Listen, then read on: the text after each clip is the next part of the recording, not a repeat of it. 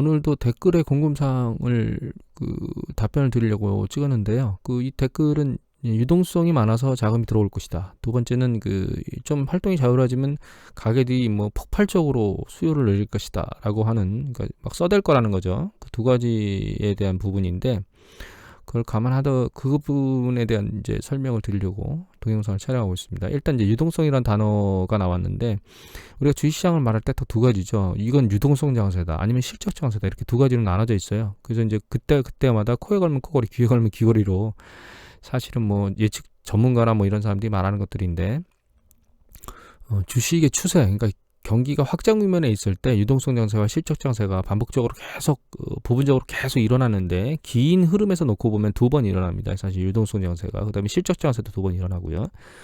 그 패턴이, 이게 이제 글로벌 금융 위기 직전에 일어난 패턴인데, 이때의 패턴이 사실 전형적으로 가장 잘 보여줘요. 그 패턴을. 뭐 항상 그런 패턴들이 일어납니다. 사실 반복적으로. 근데 이제 차트상으로 보면, 이 파란색 차트는 코스피 차트고요. 이 보라색 차트인가요? 이거는 이제 S&P 500 차트인데, 실제로 IT 버블 붕괴가 일어난 경기 사이클의 끝자락은 이 S&P 500 지수가 가장 잘 보여주고 있습니다. 그래서 2003년도 상반기에 바닥을 다 찍어요, 글로벌이. 그 다음에 추세가 이렇게 올라가잖아요. 근데 요 시기가 유동성 장세입니다. 그러니까 경기 수축이 끝나고 나서 주식시장이 이제 끝부분에서 올라가는 요 시기는 경제지표가 좋은 때가 아니거든요. 그래서 경제지표도 굉장히 안 좋은데, 중앙은행에서 기준금리를 아주 급격하게 내려요. 이렇게 확 내려주죠. 굉장히 많이 내리니까 시장의 유동성이 많이 풀리겠죠. 돈이 많이 풀리겠죠.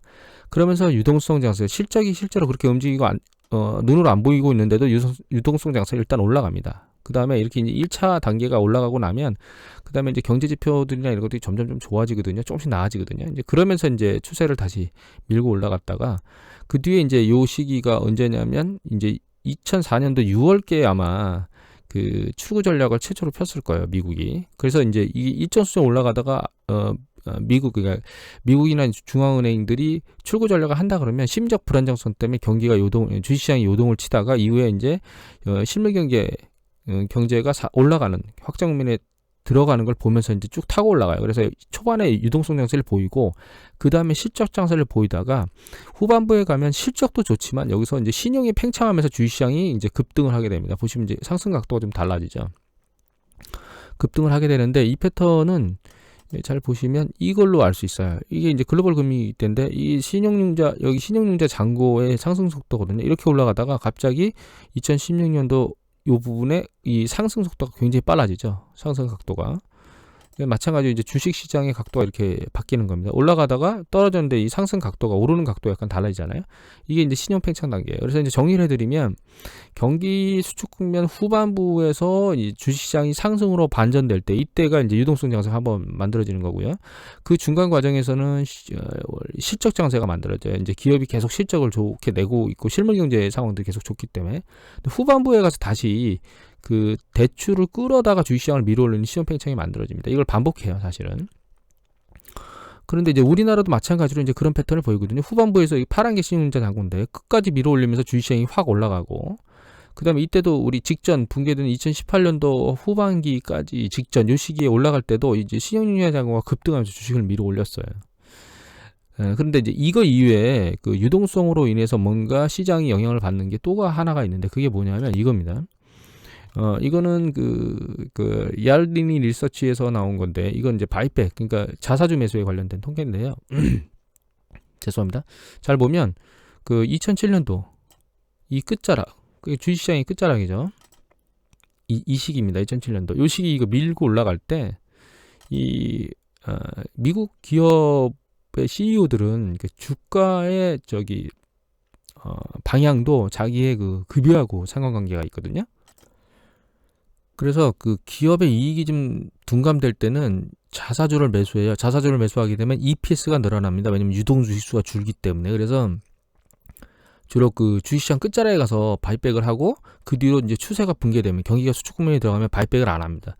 근데 이제 2018년도에 미국이 바이백이 가장 많았고요. 작년도에는 바이백이 줄고 있었거든요. 그리고 지금은 이제 누구나 다 경기 수축을 예측하고 있는데, 경기 수축이 되면 기업들은 바이백을 안 해요. 그럼 왜 안 하냐면, 매출이 감소하고 있기 때문에, 이익도 감소하고 있고, 동반 감소하기 때문에 바이백만으로 해결될 수가 없고, 두 번째는 경기가 수축된다는 얘기는 미래 그 기업 상황이 불투명하다는 얘기거든요. 그래서 현금을 최대한 확보하려고 합니다. 그다음에 대출은 최대한 당겨서 그걸 이제 쓰는 게 아니고 내부로 확보하려고 해요. 나중에 이제 현금의 유동성이 부족해질 수가 있기 때문에. 근데 지금 상황은 경기 수축이나 현금 확보 굉장히 불확실한 상황이기 때문에 결과적으로는 바이백은 할 수가 없어요. 지금은. 그런데 이제 이런 상황 하에서 지금 우리나라 개미들이 어떻게 하고 있냐면, 잘 보시면 이제 이게 10조까지 저희가 불었었거든요. 10조까지 불어놨다가 3월에 이제 주식 붕괴될 때 신용융자 잔고가 6조 4천억까지 줄었어요. 최근에 이제 8조 6천억까지 늘었습니다. 이 스마트머니인지 아닌지 굉장히 궁금하긴 한데요. 이분들이 이제 누구하고 싸우고 있냐면 이분들하고 싸우고 있어요. 여기 보시면 투자의 전설들 아직 현금을 쥐고 있다 이렇게 나오고 있죠. 우리한테는 좋지 않은 기억이지만 이 칼 아이칸이 외국에서는 굉장히 유명한 사람입니다. 워렌 버핏처럼. 근데 이전에 뭐라 그랬냐면 25일입니다. 얼마 안 됐죠. 세계적인 얼마 안 된 게 아니고 그저께 아닌가요? 그 세계적인 행동주의자 칼 아이칸은 인터뷰했는데 증시가 고평가가 됐다고 아직도 우려하고 있는 거고요. 그 다음에 여기 보시면 경제 재개는 수도꼭지처럼 곧바로 이루어지는 게 아니다. 이미 계속 말씀드렸지만 경기는 누적적으로 작용하기 때문에 한번 방향성을 틀면 한계가 내려갈 때까지 내려갔다가 다시 터닝하게 돼 있거든요. 이제 그걸 아셔야 돼요, 사실. 그래서 단기간에 하락장이 또 찾아올 것이다. 여기서 단기라는 얘기는 뭐 한 달일 수도 있고 2달일 수도 있고 수개월 뒤도 있을 수 있다는 얘기라고 받아들이셔야 됩니다. 찾아올 거고 이때는 주식 매수에 좋은 기회가 될 것이라고 이미 전망했어요. 두 번째, 워렌 버핏도 무분답으로 현금만 충전하고 있죠. 그래서 이제 보면 여기 보면 이제 작년에, 그러니까 지난해 말 2019년도 말에 막대한 현금을 쥐고 쓰지 않는 이유, 워렌 버핏이 뭐라고 그랬냐면 주식이 너무 고평가돼서 투자할 곳이 없다. 현금만 바짝 쥐고 있는 거예요. 최근에 그 델타항공인가요? 그 매수했던 것도 전부 다 손절 처분했죠. 지금 우리가 용감한 한국의 그 동학개미들이 신용융자를 빼서 주식시장에 밀어넣고 있는데 수세기 동안 투자 시장에서 잔비가 오르고 아주 유명한, 그리고 이익도 많이 냈던 유명한 투자자들은 가만히 현금을 쥐고 기다리고 있다는 뜻입니다. 누가 이길까요? 시간이 지나면 알려주겠죠. 저도 굉장히 궁금합니다. 근데 왜 동학개미들이 안쓰럽게 생각이 드는 건 이거 어쩔 수가 없거든요. 제가 개인적으로. 또 한 가지는 왜 그런 일이 일어날 수 없냐면, 또 이제 그 대규모 소비가 일어날 수 없냐면 막 줄도산하고 있죠. 백화점만 줄도산하는 게 아닙니다. 지금 소매, 유통, 항공, 뭐 철강, 자동차, 전산업 업종 중에 피해가는 업종이 없어요. 유가가 좀 나아져서 그나마 셰일 산업은 나아질까 했는데 오히려 유가가 합의했는데도 불구하고 $20 밑으로 붕괴돼서 난리고 치고 있죠. 시초업체 계속 파산하고 있습니다. 사실. 지난번 동영상 찍을 때 여기였거든요. 529였는데 그 사이에 64개 줄면서 한 주 만에 465개로 유정수가 급격히 줄었어요. 또 미국에. 중국도 뭐 녹록지 않습니다. 다 끝났다고 해결되는, 그러니까 뭐 이미 끝난 거 아니야? 그러니까 코로나 사태 끝난 거 아니야라고 얘기했는데 이제 1분기 실적 엄청나게 44%가 적죠. 이것도 이제 40%만 발표된 거예요. 이미 밑에 기사의 내용을 보면 안 발표된 것도 엄청나다는 거죠.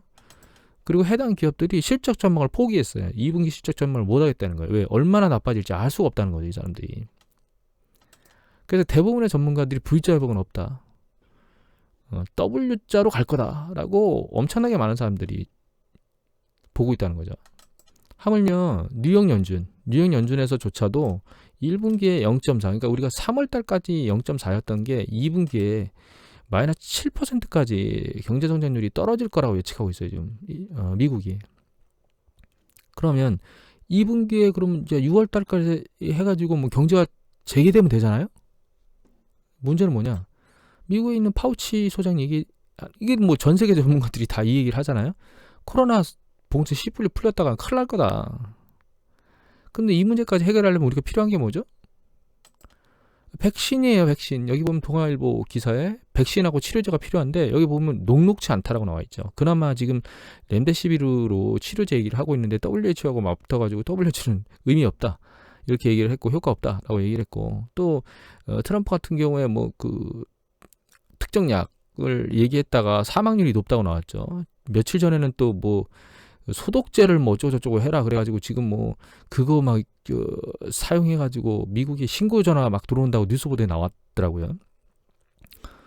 또 한 가지 중요한 건 치료제는 개발해봐야 저는 그 파괴력이 상대적으로 낮을 거라고 생각하는 게 지금도 지정된 치료제는 없지만 치료는 다 합니다. 저희 나라 위독자 많지만 그러니까 사망자가 제로로 이틀이나 연속 진행됐다고 어제 보도가 나왔는데 치료제가 없어서 문제가 아니고요. 지금은 전파력이 강해서 문제거든요, 사실은. 전파력이 강해서 못 날아다니는 거예요. 전파력이 약하면 그러니까 사망률이 높아도 치명률이 높아도 활동하는 데 문제가 없습니다, 사실은. 근데 전파력 때문에 지금 못 하는 거거든요. 그래서 치료제 문제가 아니고 백신이 개발돼야 이 문제가 완전히 해결이 돼요. 근데 백신 개발은 빨라야 내년 여름께라고 말이 되고 있기 때문에 결과적으로 두 가지죠. 경제가 재개됐다가 다시 위축될 가능성도 높은 데다가 이런 보도들이 있다는 얘기는 사람들을 심리적으로 나다니지 못하도록 만드는 가능성이 높아진다는 거죠.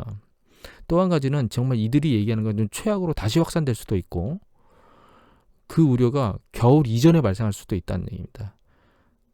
그리고 이걸 완전히 해결하려고 백신이 개발되는 게 내년 여름께나 된다면 그것도 뭐 신의 축복이 있다면 이런 단서가 붙긴 했었는데 좀 빠르게 이번에는 좀 다르게 대응하고 있으니까 또 올 수 있겠죠. 이런 걸 여러 가지를 종합해보면 올 한 해는 굉장히 안 좋은 한 해일 거라는 거예요. 그런데 이 여러 가지 종합적인 정보를 다 무시하고 유동성이 많으니까 주식을 살 거예요 라고 한마디로 가름해버린다면 이거 어떻게 말을 해야 된다는 거죠? 저는 그렇게 생각해요. 그렇게 말하고 있는 전문가들이 있다면 제가 지금까지 말씀을 드린 것이 왜 아니라고 하는 반대 의견을 제시해야 된다는 거죠. 제가 이미 말씀드렸지만 전문가들이 전부 다 전문가들이 아닙니다.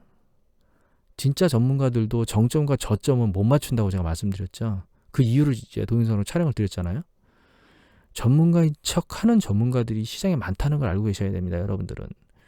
TV에서 나와서 말한다고 전문가가 아니라는 거예요. 또 전문가들 중에서 업종에 종사하는 전문가가 있어요. 제가 지금까지 부동산 업종에 종사하는 전문가들께서 부동산 가격이 내리기 전에 부동산 가격이 내린다고 말하는 사람을 거의 본 적이 없으며 애널리스트 중에 자기가 분석 보고를 내는 애널리스트가 현재가보다 낮은 가격에 주가를 예측한 사례를 본 적이 없고요. 그러니까 그 애널리스트 센터장들이 연초 주가보다 연말 주가가 낮다고 예측한 걸 본 적이 없습니다. 이거 왜 말씀드리냐면 그 해당 업종에 종사하는 사람들은 자기가 심지어 안다 하더라도 그렇게 말할 수 없는 입장에 있는 전문가들도 있다는 거예요.